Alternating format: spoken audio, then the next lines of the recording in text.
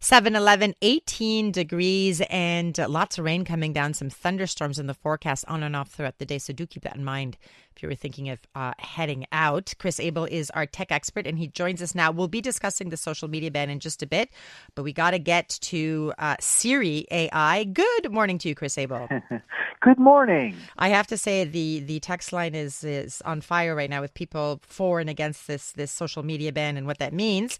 But explain to us what Apple is unveiling with its Siri. Well, Apple's unveiling new updates to their Apple Intelligence, which is the use of artificial intelligence across all of their products, but also a new version of Siri.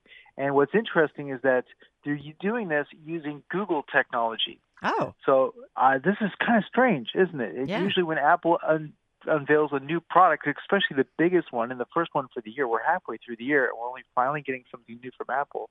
It's usually something they've created. Instead, they have partnered with Google to use the underlying technology of Google's Gemini product and then using that to upgrade their product. So Apple Intelligence, which is across all their platform, specifically is going to offer more results when it comes to analyzing things like audio, photos, your email, also having a greater awareness of what it is that you're trying to do. So not just, what Apple says is that so many other companies are using AI just to throw features at you. They want to make sure that what they introduce is something that's actually useful. So they've done that, and then with Siri, they've introduced the same features into Siri. So now you have a version of Siri who can be more customizable and awareness to you. Siri will know what it is that you're trying to do on your phone and then try to give you results based on that.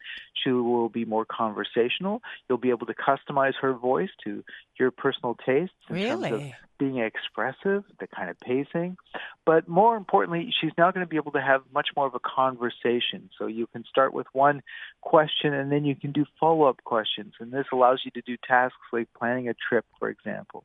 It's so interesting because you mentioned the conversational aspect of this, and that is a big part of our next topic, which is the social media ban, the proposed social media ban for under 16 in Canada, which includes, Chris, some limitations on the AI chatbots, which I think we have to remind people have been problematic for young people. Very much so. So I think it's interesting because this bill that's been introduced, Bill C-34, is an unusual bill in that it does sort of outline the intent, but not really sort of what actually is going to happen.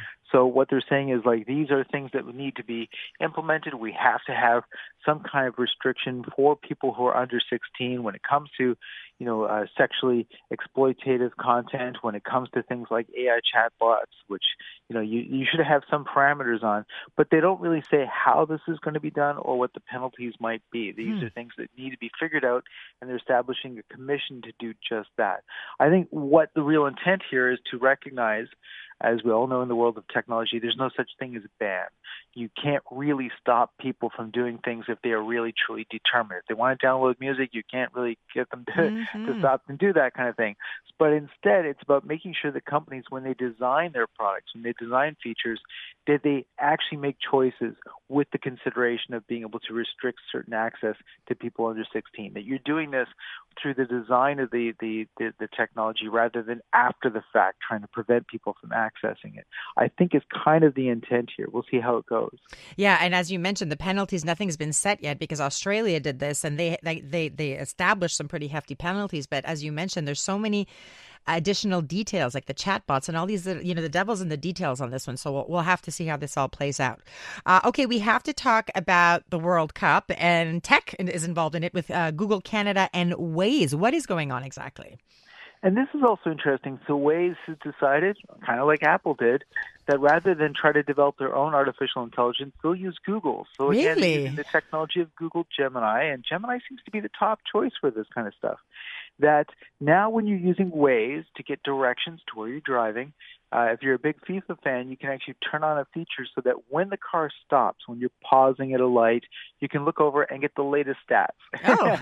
You can get the score for what's going on in FIFA right now. They also are using artificial intelligence to be able to generate graphics and interactives to help explain what's going on in terms of soccer. If you're not a huge fan, but you want to follow along, they'll have graphics like they'll show what team formations are, that kind of thing.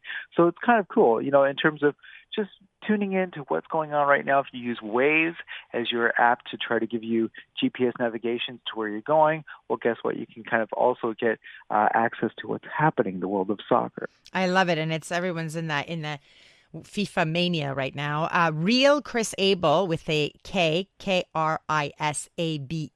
So Real Chris Abel, all stuck together, is where you can find Chris on Instagram. Give him a follow, will you? Chris, thank you so much for taking the time, and we will chat again next Sunday. Oh, you got it. All right. It is 7:16.